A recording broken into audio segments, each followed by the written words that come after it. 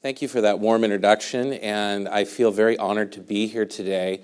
As Dan mentioned, my expertise is really in physician health, but I hope to convince the audience today that physicians and attorneys were really not all that different when it comes right down to it. And while physicians tend to study other physicians, so we have pretty good data on health conditions that seem to be an occupational hazard of being a doctor, we have less data on health conditions and problems in attorneys. That seems to be changing. There's more recent data coming out that I'd like to share with you today. But a lot of what we'll talk about today will be indirect evidence and an attempt to draw inferences from the physician data to the attorney population. And more than that, I think today, one, you should give yourself an early pat on the back just for showing up to this webcast. I'm sure you have many options and opportunities for continuing legal education credits. The fact that you're taking some continuing legal education to take care of yourself is really the first step in the process of beginning to understand oneself in your career. What is the meaning of that in your life, and how do you go about thinking about it and making change? So with that, we'll get started. We have a lot of ground to cover, not much time to do it in. 90 minutes seems like a long time. I hope at the end it'll feel a lot shorter than that. I have no disclosures or conflict of interest, no cruises, no money, no dinners to support me in this effort today. Today we're going to have some broad goals, and we'll take this wherever we need to take it. We're open to questions via the webcast, and we'll be asking some polling questions along the way in an effort to make this as interactive as possible. First of all, we're just going to talk about what burnout is. We talk a lot about burnout in society today. We use burnout to mean a lot of different things. I'm going to talk with you today about the truly psychologically distressing form of burnout that affects healthcare professionals and has implications for your overall health and well-being. We're going to talk about those consequences and what they are, and then we're going to talk about change and how one goes about change. If you're feeling burned out, if you know somebody who is, and you have some ideas about what you might want to do to change that, how does one actually do that? So our first polling question is really just to get a sense of what the audience thinks the proportion of burnout is among attorneys.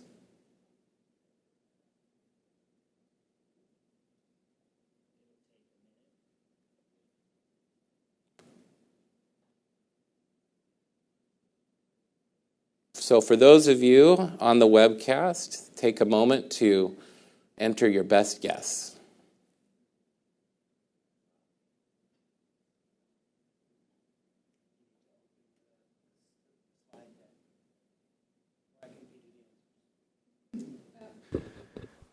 So we have 12% at 0 to 25, 40% of the audience thinks 25 to 50, 44% of the audience thinks 50 to 75, and 6% of the audience thinks 75 to 100. So a big proportion of folks in the audience, 80% it sounds like, think that number is somewhere between 25 and 50%. So pretty significant number. At least 80% of the audience believes it's 1 in 4 or greater of attorneys are currently burned out. We're going to have another polling question here, and this is where you really have to get honest with yourselves. Is burnout a sign of success? I mean, in today's world, we are busy. We have multiple competing obligations. And to some extent, folks might tend to believe that if you're not burned out, you're not doing it right. You're not successful if you're not burned out. Or you need to be burned out in order to be successful. Going to your polling responses now, let us know how you feel about the statement, if you aren't burned out, you aren't doing it right.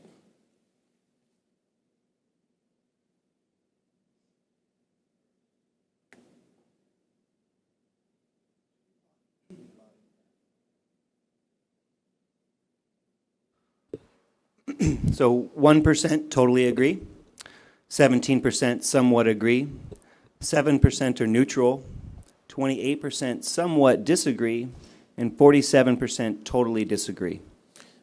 So great. So we have an audience of folks who are not necessarily buying off on this idea. At least half of you are not buying off on the idea that you must be burned out in order to be successful. That's a good start. So let's talk about Max for a minute. Max is a dentist I met last year, 50 years old. He started private practice after retiring from a successful military career as a dentist. But as he got started, he embarked on the challenges of his own private practice. He was struggling. The practice wasn't doing well. He wasn't doing well financially. He was having trouble making ends meet. And he was increasingly stressed out, burned out, and didn't really know what to do. He hired a consultant, a very well-known consultant to dentists and dental practices, who immediately recommended that Max take a week off for every 6 weeks that he worked. And Max didn't understand this. He didn't understand how when his practice was struggling, and he was at his wit's end, he was at the end of his rope, stress-wise and work-wise, how could it be that he could take a week off? And he really told his consultant there was just no way that he was going to be able to do this. And his consultant said, that's fine, go find yourself another consultant. And so Max relented, and he said, I will do what you ask. I will try this. Amazingly, what Max found is that as a dentist, he was able to be more productive when he started taking a week off every 6 weeks. Refreshed and recharged after his week off, he made more diagnoses. He was more careful in his work. He generated more return visits because he wasn't just trying to get people out the door. He was actually finding additional work that needed to be done and having people back for repeat visits, seeing less new patients in order to generate new revenue and seeing more return visits. He continued that practice for 3 years and has never been happier as a dentist. His practice is flourishing. His productivity and profits have increased year over year since he began this. And as he nears retirement, he's completely satisfied with his work, engaged, and finding meaning in what he does every day. So what is burnout? Let's get a little bit more specific. Burnout is really the combination of 3 things. Emotional exhaustion, really feeling as though you're at the end of your rope. You just can't pull yourself out of bed to go to work another day. It just doesn't seem possible. The days never end and the years fly by. Depersonalization. This is the feeling of cynicism that you're no longer relating to your clients as people, but as cases, as work to be done, and you're feeling this sense of what other people might refer to, or what might be referred to in the literature as compassion fatigue. So the things, the values, the empathy, what got you into taking care of people through the law really no longer applies. You don't feel that day to day in your work.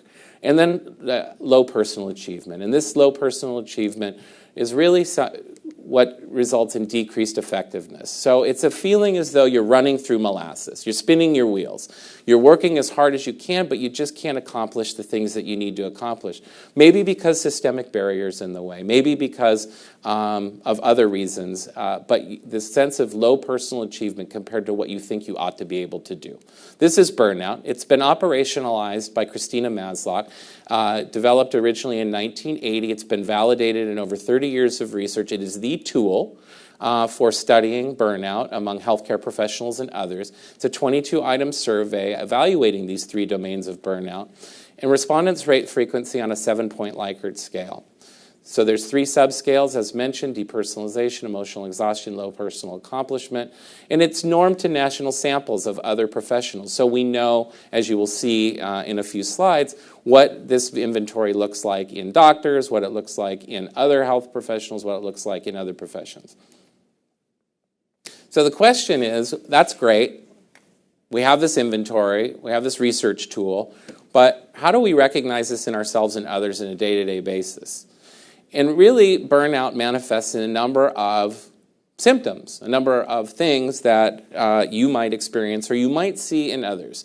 Irritability, poor sleep, feeling anxious, callous, and cynical, interpersonal conflicts with peers, with subordinates, with your boss, feeling exhausted, and having no bandwidth for social interaction outside of the office, feeling demoralized, unmotivated, and not taking good care of yourself. So the question I have for the audience is, running through this list and thinking about burnout from the perspective of emotional exhaustion, depersonalization, or low personal achievement, are you burned out? What do you think?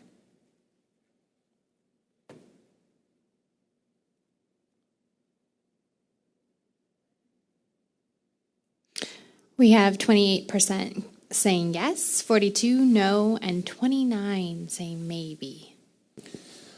So this response pattern is pretty consistent with what little data we have available. I'm really interested in the maybes in this group, the 30% of folks who aren't sure.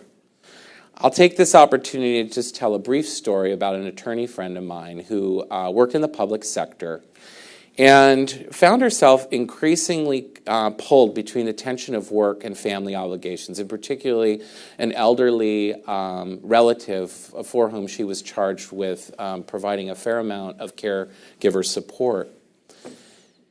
This individual made a decision,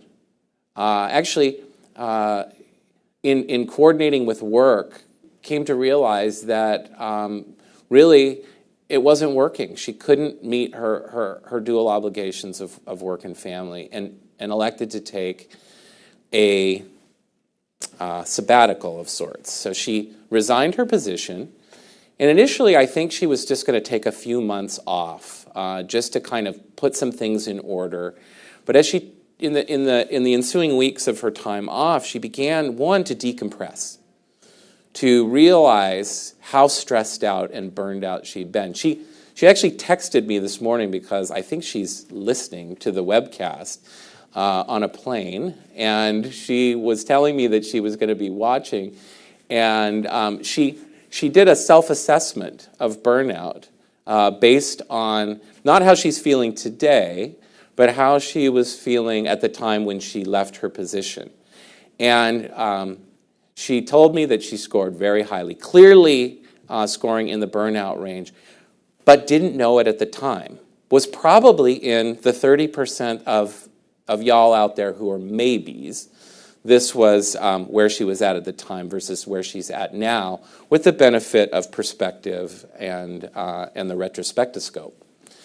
So you 30% out there, I want you to imagine in reverse.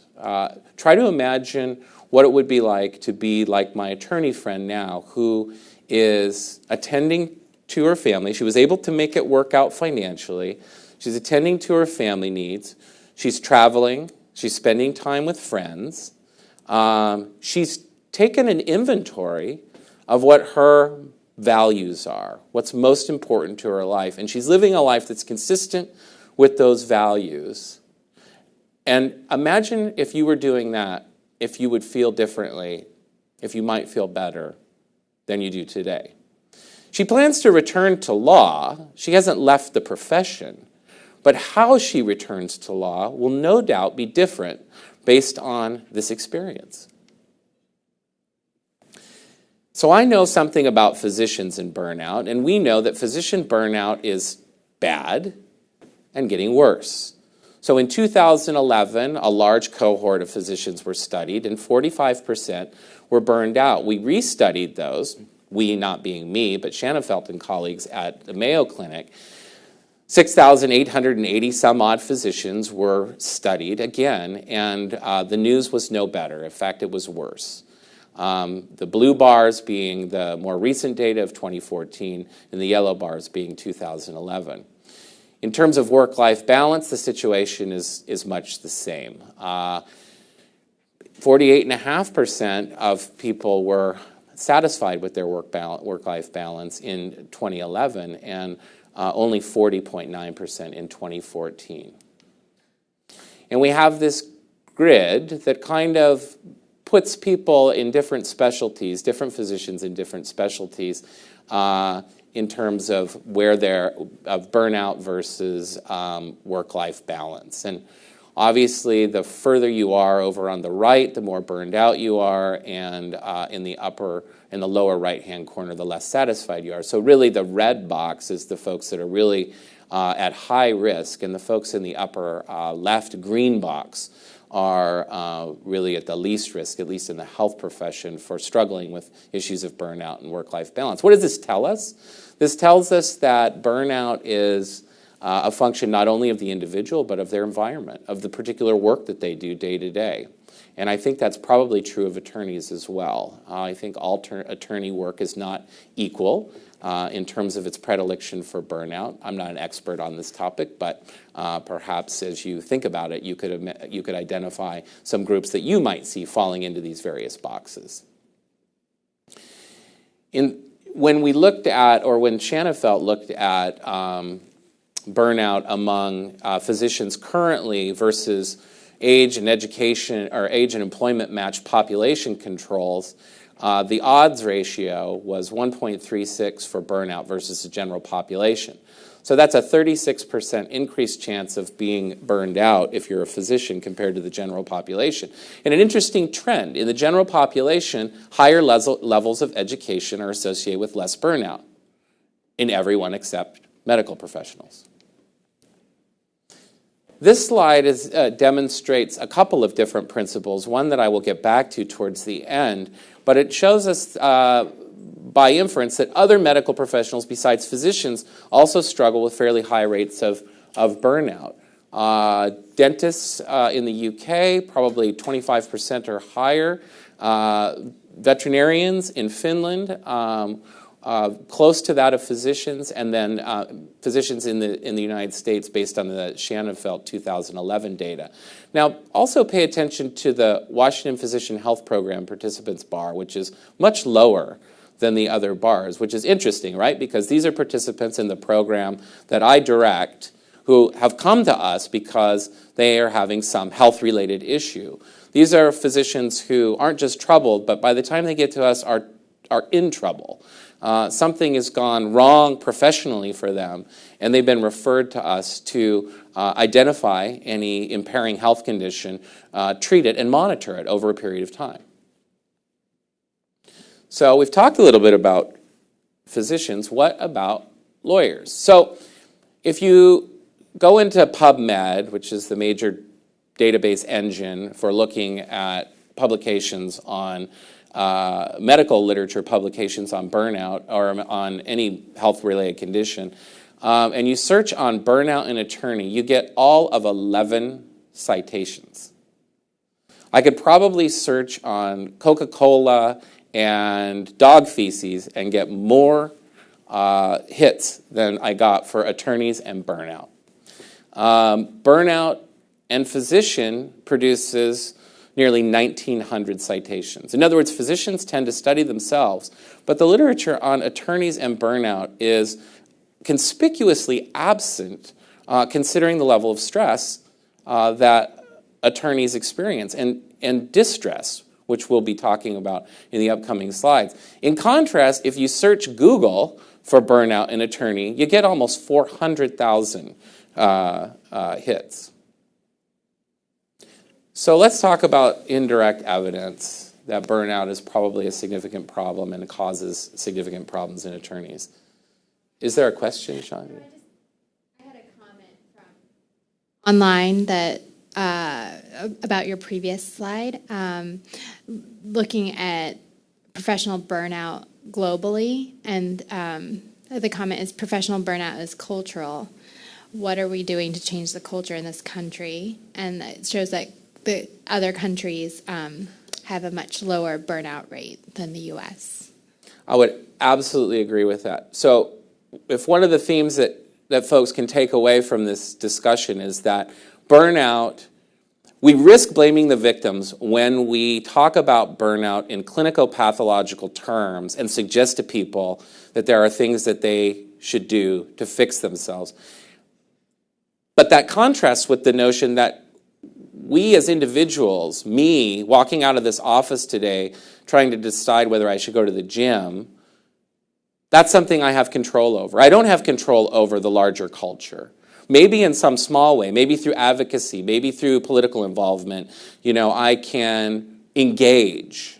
And that may also protect me from burnout by being engaged in the process of changing the culture, both the culture at large.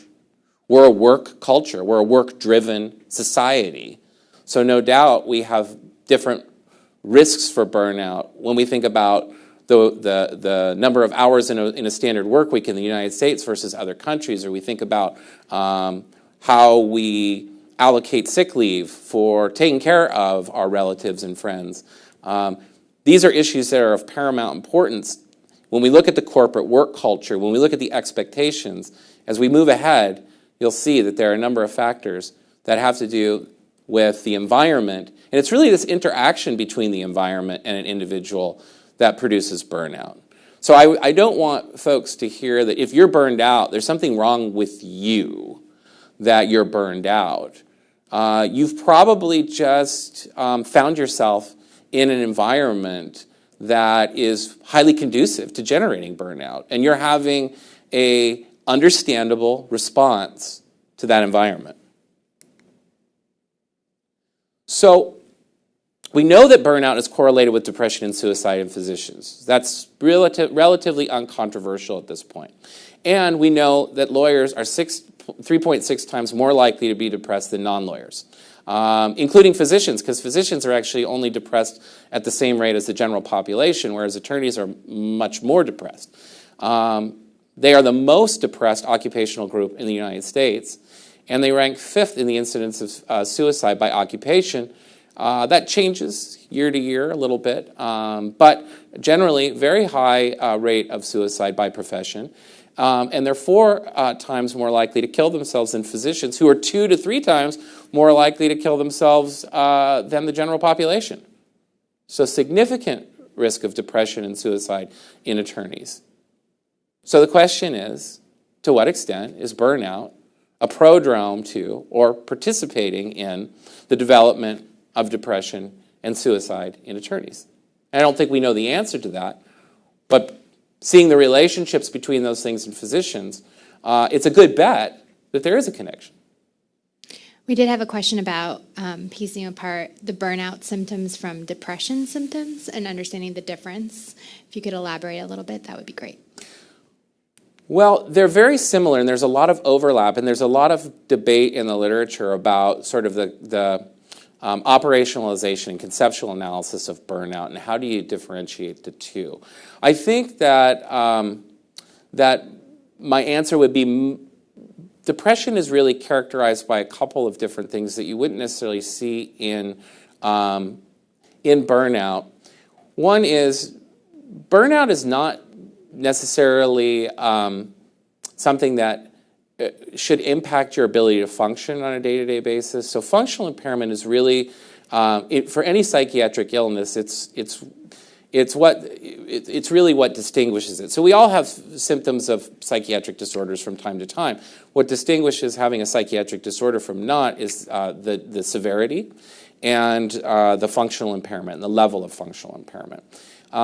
It's also a persistence over time, which helps distinguish burnout from depression. But I think for somebody who's in the midst of burnout, it could be very difficult to differentiate the two. And I wouldn't want, Kate and I were having a discussion prior to the talk, where we wouldn't want somebody who was clinically depressed, for example, to go do a yoga class or some Tai Chi or a mindfulness meditation course or do some journaling as a way to treat their depression. And one of the take-home messages here is you shouldn't have to figure it out on your own. If you have questions about whether or not you're depressed versus burned out, you should see a healthcare professional with expertise in helping you sort that out. Similarly, if you're not willing to go talk to a healthcare professional, is there somebody that you trust? A friend, a colleague, that you'd be willing to talk to about these things and open up. Suffering in silence, whether it's depression or burnout, is generally a very bad idea. And if you want to talk about, and I don't want to steal any of Kate's thunder, but I think if you want to talk about one of the reasons why people kill themselves and one of the reasons why attorneys probably have higher rates of suicide is there are probably a whole bunch of barriers in terms of how attorneys are put together and the culture of lawyering that prevents people from feeling comfortable asking for help. Just a quick look, there's a lot of different data I could have presented. This is on medical students by Dryby et al., out of Mayo. And really what it shows us is this idea that burnout is associated with risk of suicidal ideation. In U.S. medical students, it was 3.5 times, you were 3.5 more times more likely to have suicidal ideation if you were burned out than if you were not. And it breaks down in terms of emotional exhaustion, depersonalization, and low sense of personal accomplishment. So what about substance use? So we know that burnout in physicians is correlated with substance use problems. Again, not controversial. Several studies have demonstrated this in large populations of physicians. But we also know that substance use problems are more prevalent in attorneys than they are in physicians. A brand new study out last year by Krill in the Journal of Addiction Medicine with a very large population demonstrated that 20.6% of lawyers are experiencing problem drinking by audit, which is a validated measure to screen for and assess alcohol use problems, versus 12% of the general population. When we study physicians and surgeons, Oreskovich in 2012 showed that 15% of surgeons scored positive on the quantity frequency subscale of the audit study. So significantly higher rate of substance use issues in attorneys, which we see starting in law school, frankly. Do these higher rates of burnout that we're talking about have to do with substance use disorders in attorneys? They certainly do in physicians. So maybe some of the substance use excess, substance abuse, and dependence problems that we're seeing in attorneys is driven to some extent by burnout. We know that substance use disorders are 60% heritable and about 40% environmental. So maybe part of that 40% environmental influence is coming from burnout. This is just to show you some data to demonstrate what I just told you. And there's a really nice kind of dose-response relationship between burnout and scores on validated measures for alcohol use problems, both abuse and dependency. How about turnover, friction, churn, leaving the legal profession or changing jobs in the legal profession? This is a significant issue in the law. 40,000 lawyers leave practice every year. Of a little over 1 million attorneys in the United States. There, in a 1998 study, going back a few years, studying 10,000 associates in law practices, 9% left in the first year, and 50%, half, had left by the third year. In 2010, studies showed that 20% of law firms lost their associates. $13 billion in turnover costs to the legal industry as a result of turnover and egress. We do have a question, or question and comment. Working long hours every day and on weekends to rack up billable hours is the way of life in the legal profession. This is particularly true in the big firms. What can firms do to promote a balanced lifestyle and reduce the rate of burnout? Well, I wish I had more experience managing law firms. I'm not sure what the answer to this is. I know that as I was kind of studying this and learning about what people are doing, there are law firms that are changing their corporate culture around the billable hour and around the long hours. There are law firms that are essentially hiring, I don't know if this is the correct term, fractional attorneys. So there are law firms that are just built on farming out attorneys to work for other law firms, and those attorneys who are locums, for lack of a better way of putting it, and lent out to other law firms, they get a lot more control over how many hours they work, the kind of legal work that they want to take, the cases that they want to work on. It seems like there is a movement out there, and I encourage you to go online and to look at this movement for people who are interested in developing alternative structures for how to get the legal work done. But this is not my area of expertise in terms of figuring out how law firms can restructure the business model. There are economic realities in medicine. I spend a lot of time talking with leaders from around the state who are chief medical officers and the high-ranking leadership in these organizations, and everybody recognizes that burnout is a problem in physicians. There's no question about that. And we even have some ideas about what we could do within the House of Medicine to change things to make it better for physicians. We just don't have the economics to do it. Medicine is increasingly squeezed in terms of escalating costs to the point that physicians, who are the geese that lay the golden eggs in the House of Medicine, are crunched. Long work hours, frequent on-call, lack of sleep and rest. These are all features of the physician day-to-day life. Nobody has yet figured out how to solve that problem and still manage the economic realities of keeping the hospital open. So I can tell you what characteristics, looking at this from the perspective of the individual interacting with the environment, it's kind of interesting to think about how we self-select for burnout. And these are characteristics that have been studied by folks like Glenn Gabbard, who's probably one of the nation's leading experts in personality development in human beings. And physician characteristics that are correlated to burnout include things that get us to medical school in the first place. Perfectionism, high orientation for achievement, difficulty setting boundaries, AKA we say yes. When somebody asks us to do something, we say yes, we can. The tendency to live in our cortex, to intellectualize problems rather than to deal with their emotional constituents. Constant delay of gratification, and in fact, compartmentalization. As a medical student and resident, you spend long hours in the hospital. You may be involved in multiple simultaneous admissions dealing with sick patients, and your need to go to the bathroom, to eat, to sleep, all of these things must be compartmentalized. We learn to not even pay attention to our basic biological drives. We put them over in a box.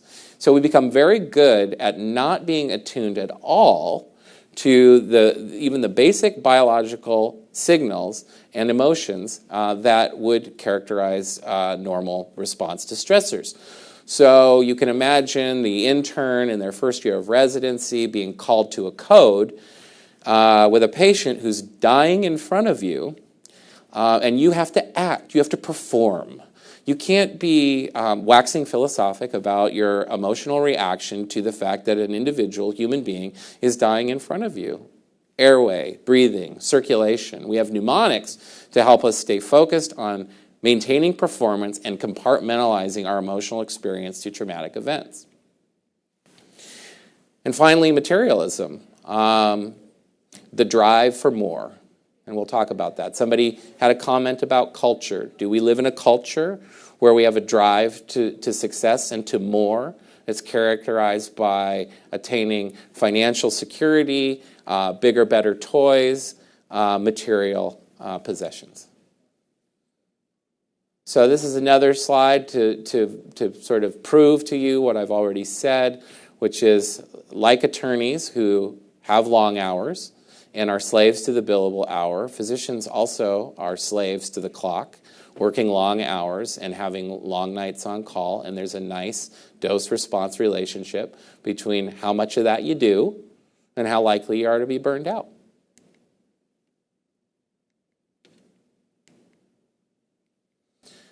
So what about personality characteristics in attorneys? Are we all that different? Are you all that different from us? Need for achievement, I think that's pretty similar. Extroverted and sociable. competitive, argumentative, aggressive, dominant, and cold. Show low interest in people, emotional concerns, and interpersonal matters. I didn't make this list up. Somebody from your tribe made this list up. Show low interest in people, emotional concerns, and interpersonal matters, and having a disproportionate preference for Myers-Briggs, a personality test. Thinking versus feeling. You live in your cortexes, just like we do. A focus on the economic bottom line, the billable hours, material concerns, staying afloat, labor supply and demand in the legal profession, all of that, and having a markedly higher incidence of psychological distress and substance abuse.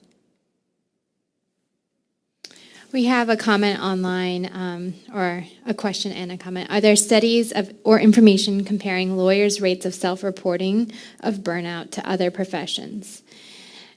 If lawyers self-report less, could that be related to lawyer fears or impacts on licensure or employment?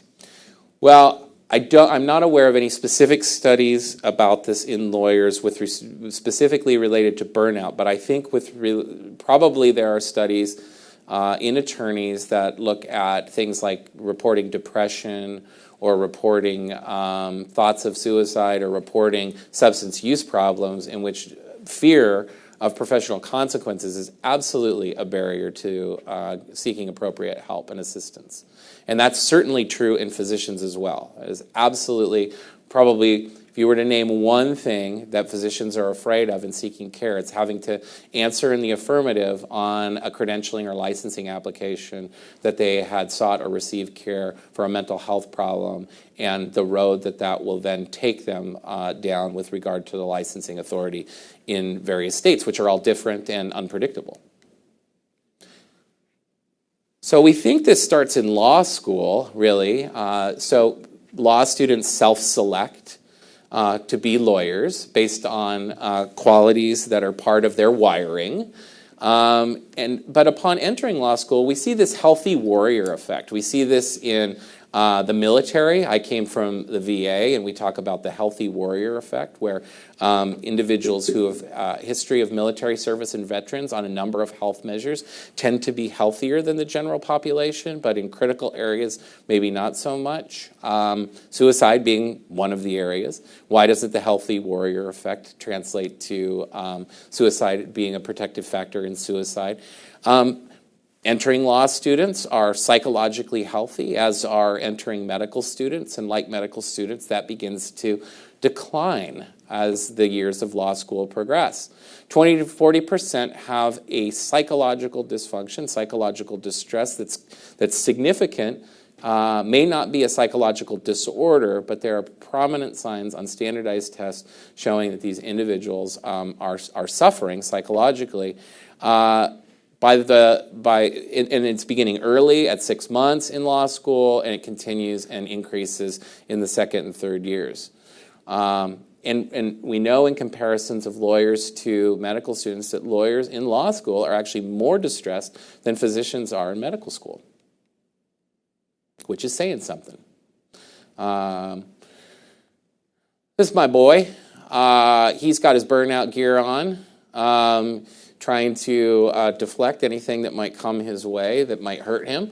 What causes burnout? It continues in the environment of law at work once we graduate from either medical school or law school. The long dehumanizing hours that people have commented on, the burdens of responsibility for other people's well-being, either financially, their family issues, custody, their freedom, and even their life. The omnipresence of highly skilled people who are analyzing and critiquing your work, and constant judgment of performance and ever-present deadlines that must be met. And it continues and it goes on. Interruptions, technology, the ceaseless texting, email alerts, notifications. Work follows us everywhere we go. We try to put work at work, and we do our best to set limits around our work and our home life, yet we're constantly have access to the work at home and virtually anywhere that we are. And it transforms and transmutates to the point where we can no longer put it down. It's not just that we are being notified that there is work to do, but we are notifying ourselves. We have a constant signal going off in our brain, attention around what might have come into our inbox while we've been away spending time with the kids. We begin an obsessive compulsive checking of our devices to see what's happened next at work. What's the next threat that needs to be addressed, acknowledged, dealt with? There's certainly competition in the legal field. There's competition in the medical field, competition for clients, competition for resources. We have difficulties dealing with disgruntled patients and disgruntled clients, people who are not happy with our services, people who are suing us because they're not happy with our services. Certainly there's job security concerns, a gap between the ideals that brought you in to law in the first place. These wonderful, magical ideals that drove you passionately to the law just don't seem to apply anymore. And that's a very similar experience to what drives physicians into medicine and what the realities of medicine are actually like. And for certain aspects of the law, there can be a lot of tedious work. It can be mind-numbing for people who are highly intelligent individuals who are adept at solving complex problems to be bogged down in what amounts to clerical work.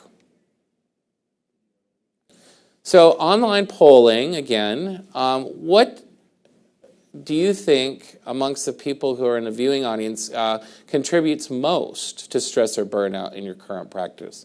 We've talked about a number of factors. So for you out there in the audience, what do you think the issue is for you personally?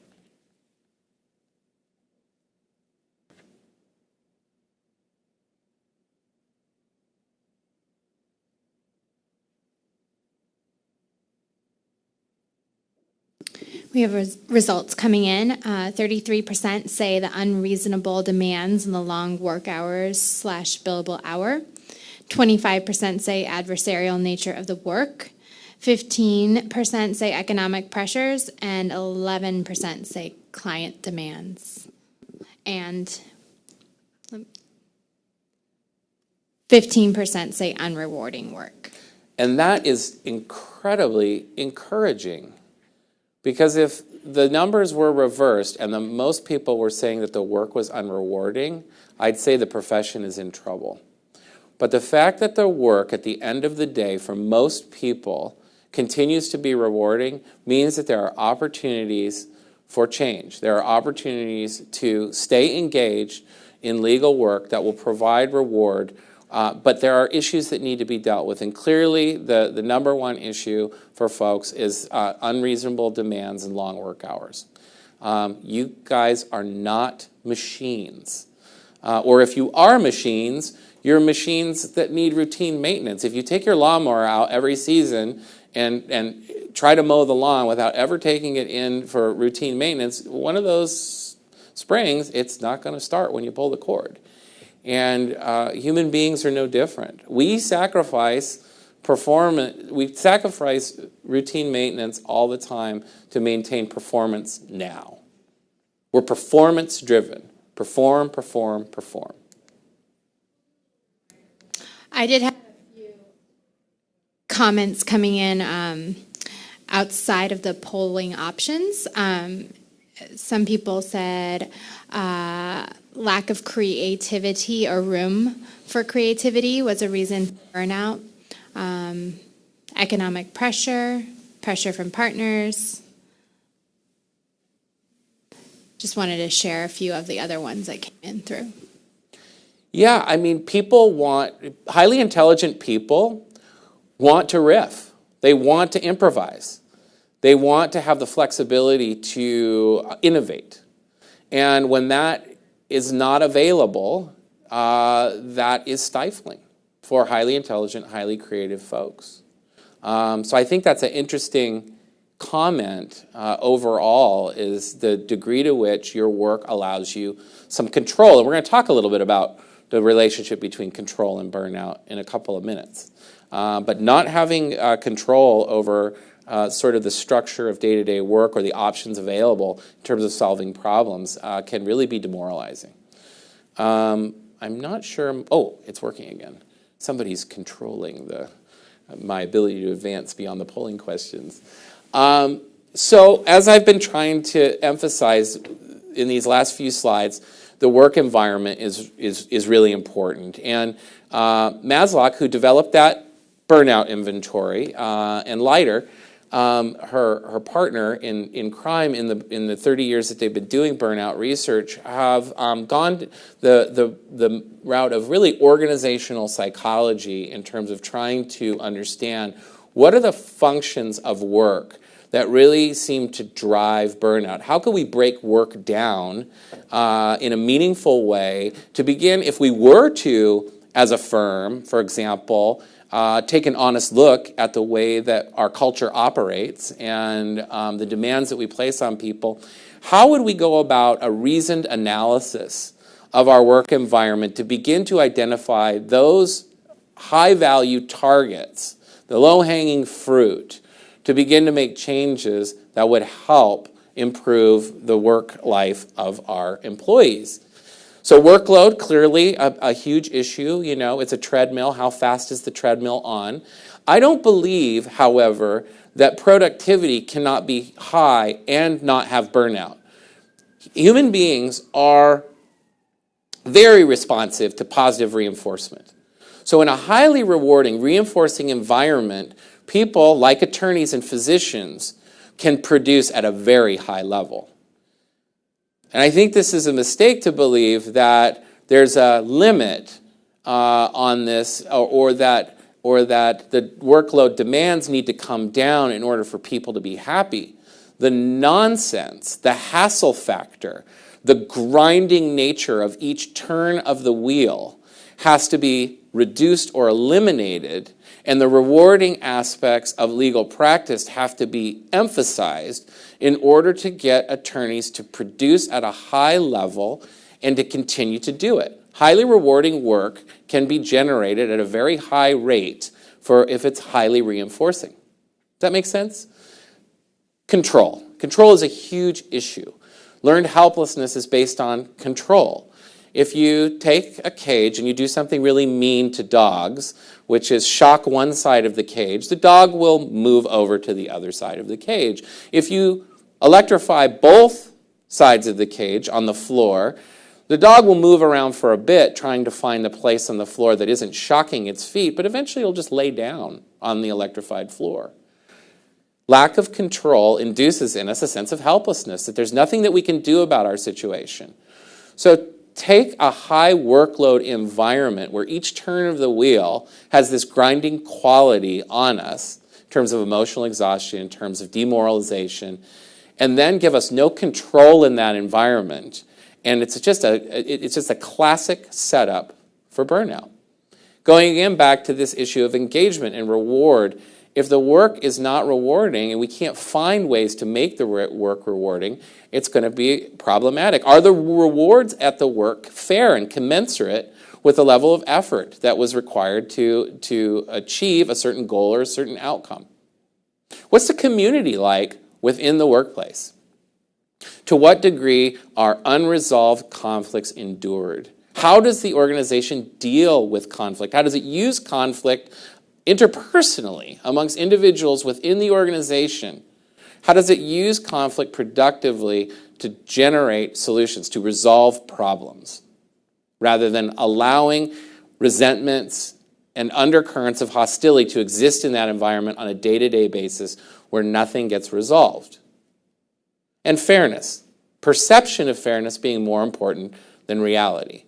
I have designed call schedules that are objectively, perfectly fair, and then been taken down by my colleagues because they're not perceived to be fair. So perception of fairness is more important than reality. And values. So how is the culture of the firm or the workplace or the practice, how is that consistent with the culture, with the values of the individuals who work there? Either what drove them into law in the first place or how their values have changed over time. Sometimes your values change over time and are no longer a fit with the work culture that you find yourself in. Maybe then it's time to find a different work culture. We change, our organizations change, and a mismatch between those values will create difficulties. Why does it matter? I mean, if you're not into it for your own reasons of feeling better and having a happier life, there are a bunch of kind of other consequences to consider that are associated with burnout. Burnout is certainly associated with professional misconduct. It's associated with medical errors in physicians. And that data is fairly robust. Doctors who are unhappy don't create patients who are happy. They create unhappy patients. And I suspect the same is probably true in attorneys.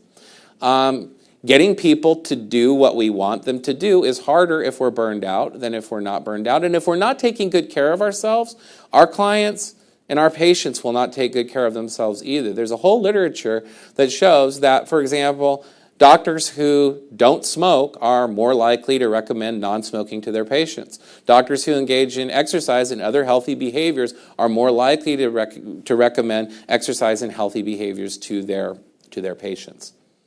Absenteeism and high turnover, as we've discussed, disruptions in our ability to be collaborative, to be collegial, to work with our colleagues. Again, those hostilities, those conflicts that erupt in the workplace that go unresolved can be driven oftentimes by the irritability, emotional exhaustion that accompanies burnout. And then we take it home. We take it home and we have marital discord, we have family discord. We don't have the bandwidth to get our kids to do their homework without it erupting into a huge conflict. We don't have the bandwidth to talk to our spouse. These generate problems at home. And overall, study after study after study after study shows that burnout results in an overall decreased quality of life. Think about the effort that we go to buying cars, taking expensive vacations, hiring personal trainers and coaches and so on, all to improve our quality of life. Yet this one thing probably does more to diminish quality of life than any other factor in the law or medicine. Just some data to prove to you what I already said. Burnout, and depression for that matter, result in increased medical errors in physicians. What this slide shows you is that for every 1 point increase in emotional exhaustion on a standardized scale like the Maslow inventory increases the risk of an error.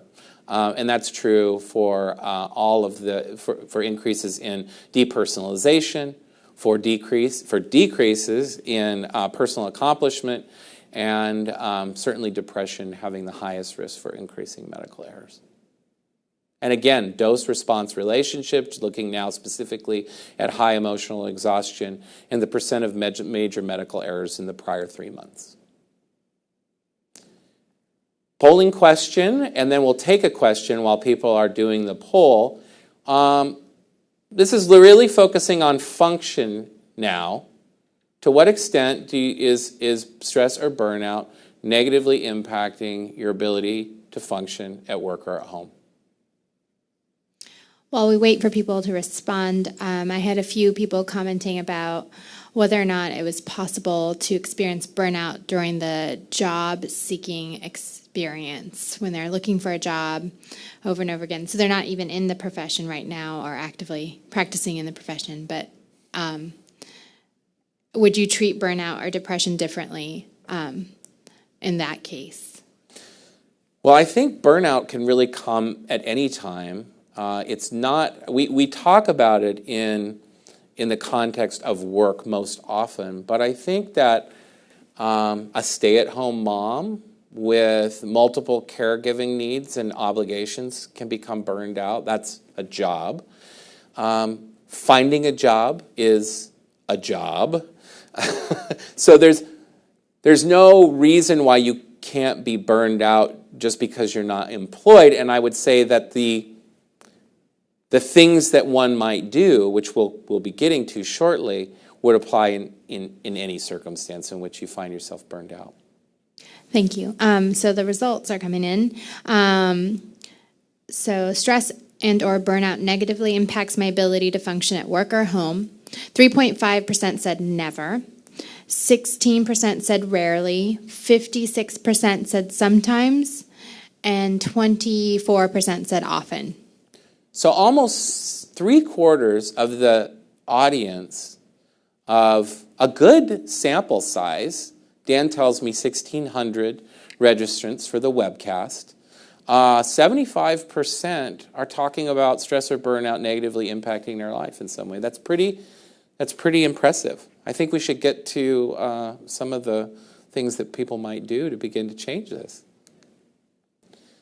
So the question is, are we killing our greatest assets? Are we killing the geese that lay the golden eggs? You guys are the law, the legal profession, this great institution. You guys are the drivers. Without you, chaos, anarchy. We need you guys, and we need you guys to do well. What are the barriers to recognition and assistance? Well, the very same things that make us so good at what we do every day are tremendous barriers to assistance. And this is really true in physicians. Physicians notoriously take horrible care of themselves. They don't have a primary care physician. They rarely visit the doctor. They self-prescribe for a variety of concerns and conditions. And there are a lot of reasons for that, but I think that there's some commonalities. I mean, we have this sense of our own imperviousness, our own invulnerability, that I think is very important to address and debunk. Physicians, this is true in physicians because physicians have to go through this process where they have medical student syndrome, and they think that they're suffering from every condition that they're reading about in medical school. And then the next reaction to that, because you can't live like that, you can't take care of patients every day who have horrifying conditions and not personalize that and worry that you might yourself fall victim to that same condition the very next day. So you start to believe that you can't get anything, that you're immune from everything that other people get. And that's just not true. And for a variety of other reasons, I suspect that attorneys believe that they are not going to get what other people have. Immense denial is a huge problem for physicians and attorneys and everyone when it comes to self-care and how we're doing. Culture of silence, so those things, that fear of catastrophic career consequences for having a problem or appearing to have a problem, of showing any weakness or vulnerability, creates a culture of silence where we don't talk about other people's problems. We don't talk about issues that we're seeing in peers and colleagues. God forbid they would see our problems or look at our issues. So nobody talks about any kinds of problems. And they may talk about it, they may whisper about it, but it doesn't get brought up in any meaningful way, in any helpful way. And as people have mentioned, there is fear, real and imagined, of negative professional consequences. But what are the consequences of not saying anything? If you're dead, addicted to drugs and alcohol, or having a terrible life within the profession, what do the professional consequences really mean in that context? What's really important? You're a lawyer and you're a human being. So, let's consider a few things. One is, we are each the architect of our own misery. My favorite psychoanalytic theorist, Irv Yalom, wrote the book on existential psychotherapy, literally, says we're not cooking in the therapy with our patients until our patients are willing to accept their role in their circumstances. We all need to accept our role in our circumstances. You may be in the most draconian firm ever created with the highest requirements for billable hours and the longest, most dehumanizing work hours, but I would submit that you don't wake up in the morning to a gun at your head telling you to go to the office. You've made a choice. You can make other choices. We have to be willing to look at ourselves and what we have control over and how we are playing the music for the great musical chairs game of our lives. Self-awareness is important. And I talked to you about my attorney friend and how she, in some ways, and this is an individual, mind you, who I think of as being incredibly self-aware, very psychologically minded and attuned. And yet she didn't know that she was burned out when she was burned out. So self-awareness is critical, first step in change, but it's not enough. Insight is not in and of itself change. I would submit to you, as I have multiple times now, that the health and well-being of organizations and individuals are linked. Winston Churchill said that the measure of countries is based on the measure of its citizens, its family of citizens. In order for an organization to be healthy, in order for your firm to do its best, it may be doing great, but in order for it to really be doing its best, its citizens, its culture, has to be healthy. And in order for the culture to be healthy, the organization has to take care of its citizens, and the citizens have to take care of the organization. I think that tomorrow's most successful hospitals, healthcare systems, medical practices, and probably legal firms and legal practices are going to be the ones who ultimately decide that this culture, whether it's the broader United States culture, this corporate culture of work at all costs, something about this, to me, feels unsustainable.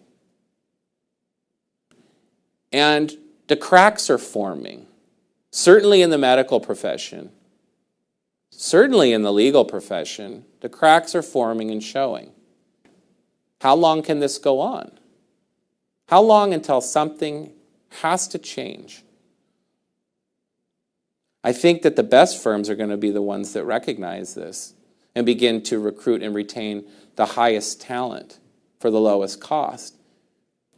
People will stay in jobs that are lower paying if they're happy. People will leave higher paying jobs to be happier in lower paying jobs.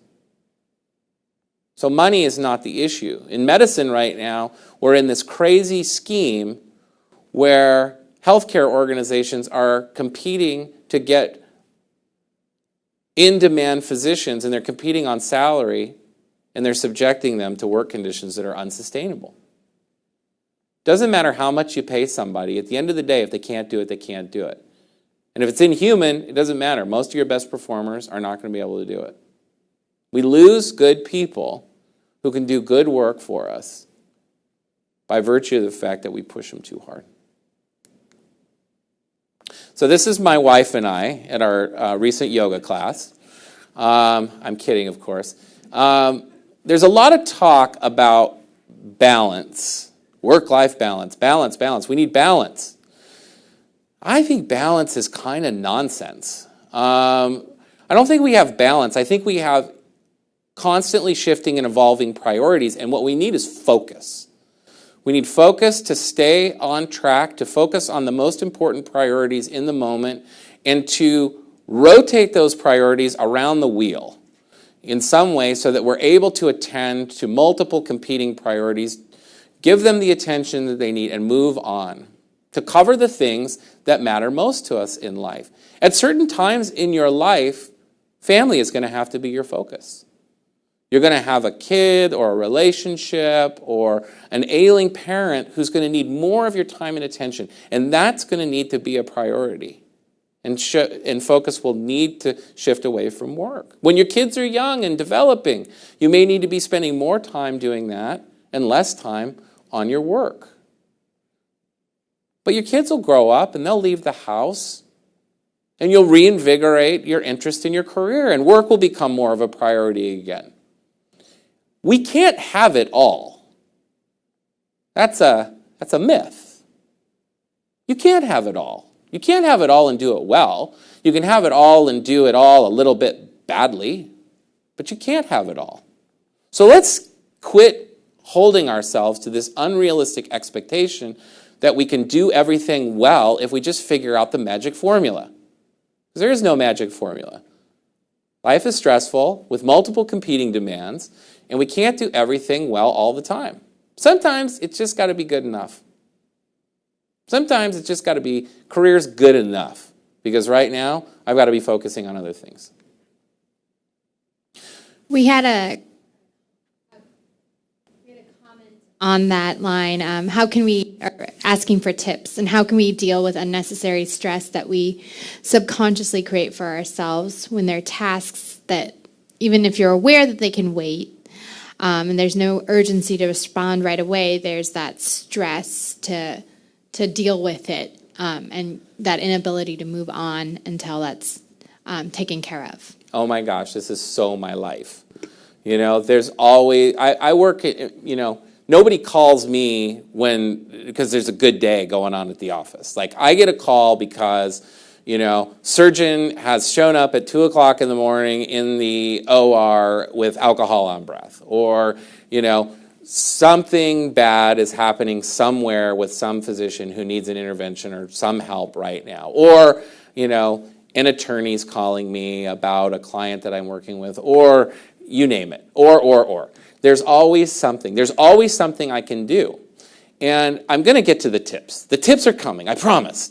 But I would say that this is part of a problem that we all have. A friend of mine, a very good friend of mine, has a phrase that I love, and I say it to myself all the time. It's always something. Imagine that you have a plate of food, and it's a magical plate of food. No matter how much of it you eat, it's always replenished. In other words, the harder you work, the more you turn up the speed yourself on task completion, the more tasks will come. There will never be an end. The harder you work, the faster the tasks are going to come your way. The more you accomplish, the more you will be given. Your job is to slow the machine down. Learn to drag your feet a little bit. This is a tip. There are more. Wellness, engagement, what do these things mean? Wellness can't just be the absence of distress, right? I mean, we're talking about burnout. We always talk about burnout, and the opposite of burnout is wellness, and wellness equals engagement. What do these things mean? I think it's different for all of us. I don't think there's one universally accepted notion of this, but we should strive for something more than just subtracting the bad stuff. We should also be adding some good stuff along the way, I think. So this is my photobomb of a turtle in Maui, in the background there. And this is a picture for me that really captures my sense of engagement, this idea of purpose, intentional in nature. That's focused energy directed towards inherently rewarding actions or behaviors. When I'm scuba diving, I am totally engaged. I am not thinking about work. I'm not thinking about the emails that I have to do. I've found an activity that requires all of my attention and focus on something that is inherently rewarding. So I use this for myself. I've developed an image, and I would encourage you to develop an image of what does engagement really look like for you. So you have something against which to measure the rest of your life. This is, to me, what positive psychology refers to as being in the flow. Where you're totally connected in the moment to what's going on. I'm not thinking about what I'm going to get my son for Christmas. I'm not thinking about that talk that I had yesterday for the lawyers that went really poorly. I'm just thinking about being underwater with that turtle. right? So we need to find things that are engaging for us in order to really enhance wellness. And this connects to the question or the comment. If you want to deal with that constant internal pressure to check, that obsessive, compulsive drive to stay on top of what's going on in your work life, you need to find something to replace it with. You need to find something that engages your attention so that you're not focusing on that anymore. You can't just not do it. It's like saying, don't worry about that. When was the last time any of you found don't worry about that particularly helpful, right? It doesn't help at all to say don't worry about it. Or you're laying in bed trying to go to sleep, worrying about laying in bed trying to go to sleep. Like, you can't just think yourself to sleep. And you can't just think yourself out of this habit of thinking about work. We're cognitively activated and driven by our work day after day after day. It's like, oh, just shut it off. I really don't like people who tell me that they can just shut it off. I'm really envious of that because I certainly can't do that. And I think for most people, it is very difficult to shut things off. So how do we get engaged? Well, first, we have to take a deep mindful breath. And we really have to ask ourselves what matters to us most. What are your values? And you don't have to do this by yourself. There are a number of online tools and tips available to help you figure out for yourself what's most important to you. It's actually kind of a daunting task. Whenever I hear people talk like this, I think to myself, oh yeah, right. Or write a personal mission statement for yourself, right? There are ways, though, to get to that help you figure out who you are. And I think a lot of us, we go along in life, we're performance-driven, we've got the blinders on, and somewhere along the way, we lose track of who we are, or who we've become, or how we've changed. Maybe those things that got us to the current job and have sustained us in that position for a long time, maybe you're not really that person anymore because you've been influenced, you've been changed, you've been altered over time by life experience, which has changed your interests and your values. So really, to do this well, you have to be able to step back and ask yourself, what's really important to you? And then you have to do an analysis. What percentage of your time are you giving to the things that really matter to you? If you're only giving 5% of your time week over week to the things that matter to you the most, I would submit to you and suggest that there's a mismatch there. This is not rocket surgery. May seem difficult, but it's not that difficult. When you look at what is important to you and you look at your time and effort spent in the things that matter to you most, if you see a mismatch, that's your guide. That's where you have to focus your time and attention in shifting that. Online polling, does your time and effort reflect your values and what matters to you most? And if so, to what extent?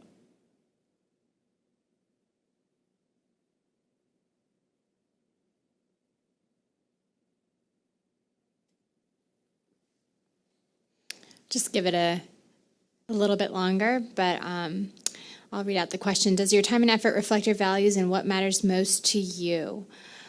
Coming in at 8%, almost never. 50% say sometimes. 35% say most of the time. And 5% say almost always. So a pretty good spread with a kind of peak in the middle, as we would expect, kind of maybe a standard normal curve. The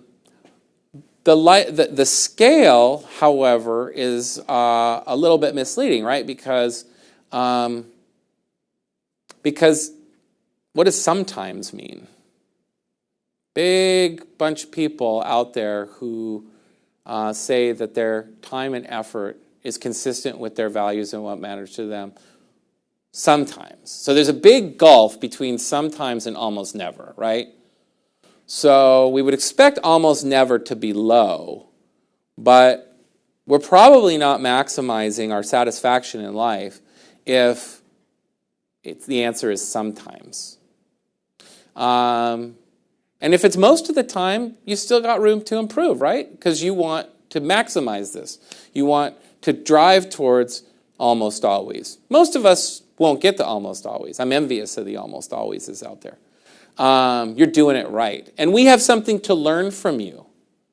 So if you're an almost always and you're not figuring out a way to mentor and to coach and to help your colleagues, think about that as being the next stage of your professional development so that you can help others figure out what to do by following your example. One important question we have to ask ourselves along this pathway of change, in looking at what's most important to us and how our time and effort may be inconsistent with attaining that which is most important to us, what are we willing to let go of? Oftentimes, we're attached to things like salary or material gain or financial security or even ideas about that. Maybe we have fears, real or imagined, that we're holding on to that are preventing us from taking the next right action, the action that will lead us into consistent living with our values and our goals, right? A phrase I often hear is let go or be dragged, right? That's me, by the way, not letting go and getting dragged. The most successful people in the world, when this has been studied, one of the most consistent traits that they have is the ability to change with changing circumstances, to accept what is, to let go of what was, and to have an abiding faith in what will be. That things are going to be okay, no matter what.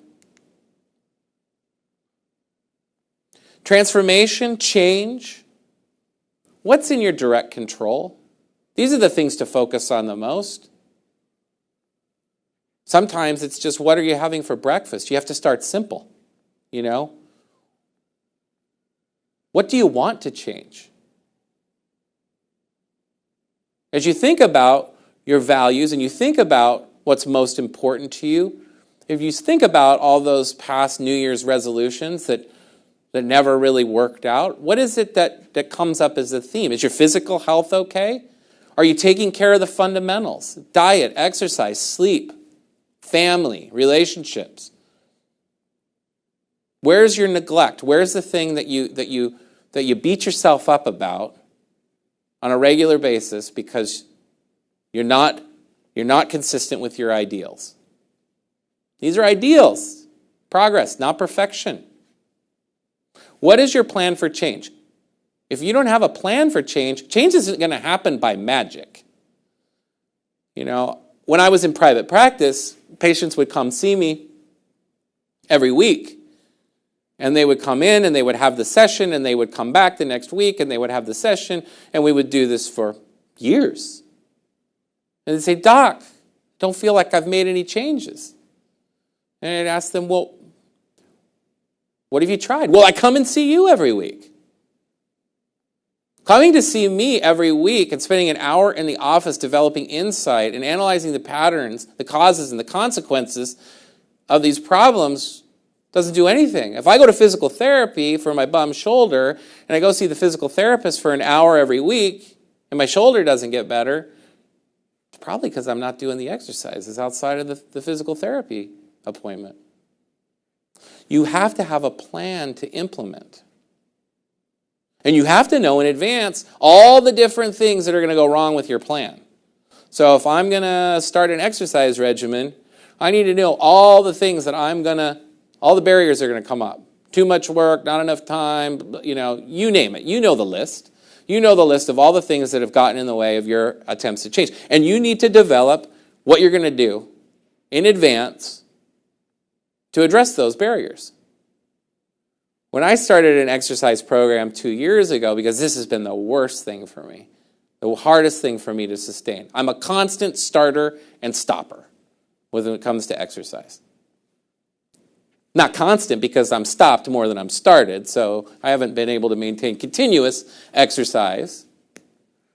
But when I really got serious about this, what I did was I said, The exercise gets scheduled and everything else gets scheduled around it. In other words, plan for your personal life and schedule other things around the thing that you want to change. There has to be some things in your life that become non-negotiables. Nothing can intercede on them. And I took that attitude. And I'm not perfect at it.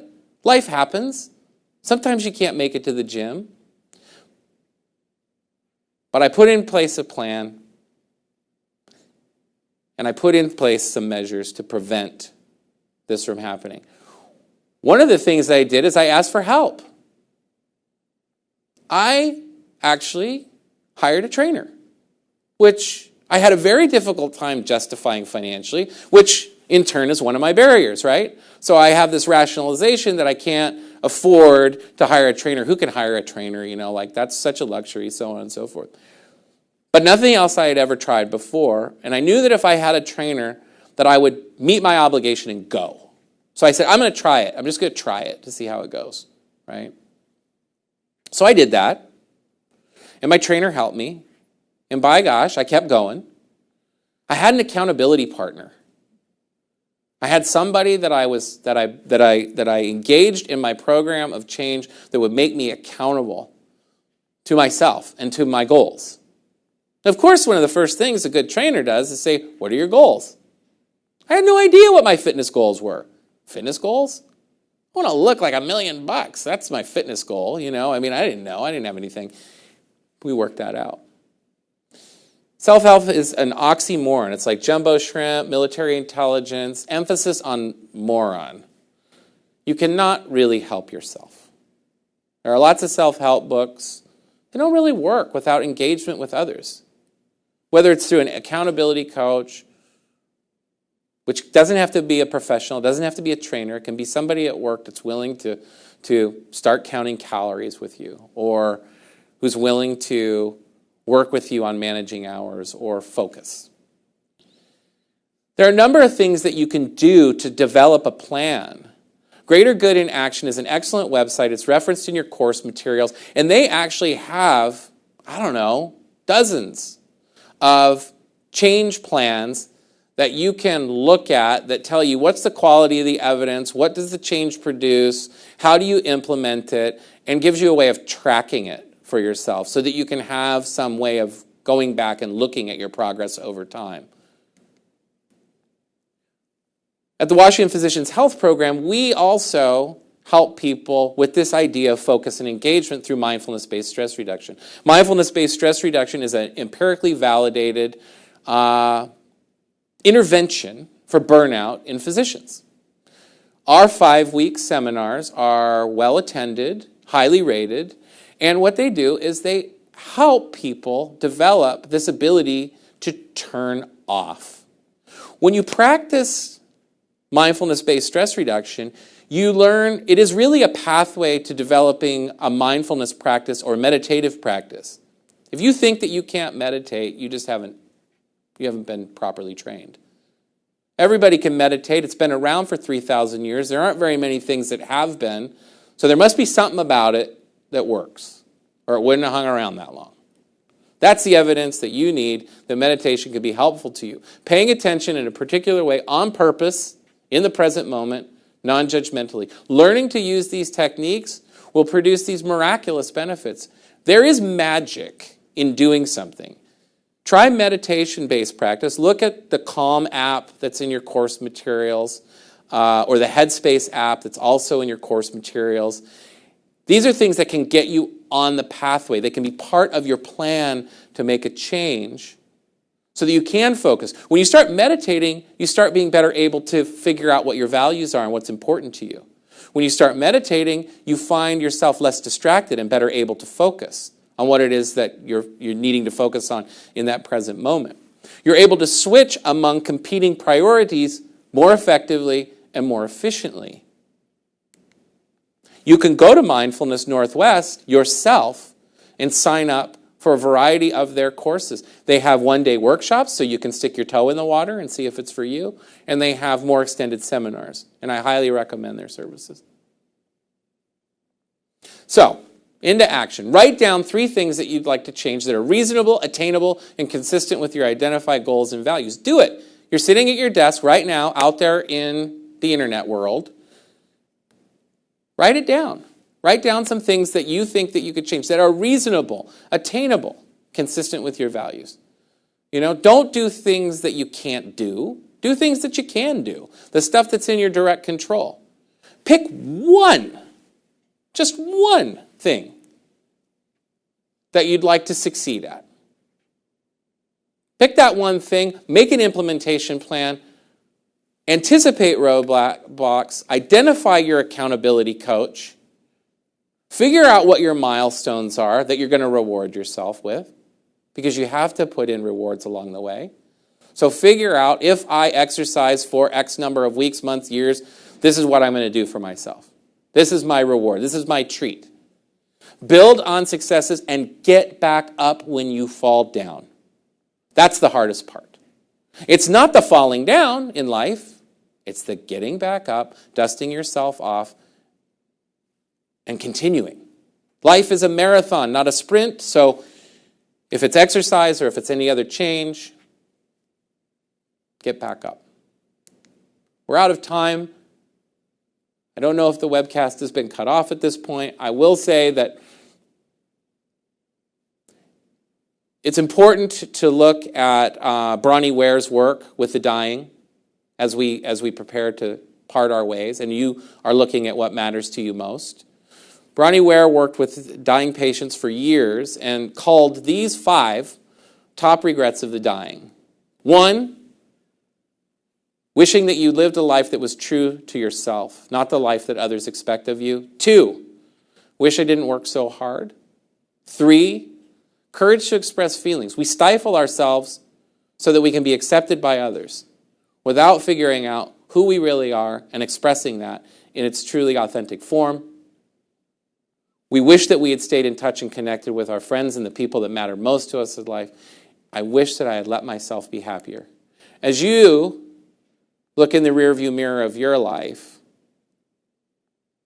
what you see will depend on what you're willing to do starting today. Not tomorrow, not next week, not someday. But what are you willing to do today to begin to improve your life, your resiliency, and decrease stress and burnout? Thank you so much for your time today.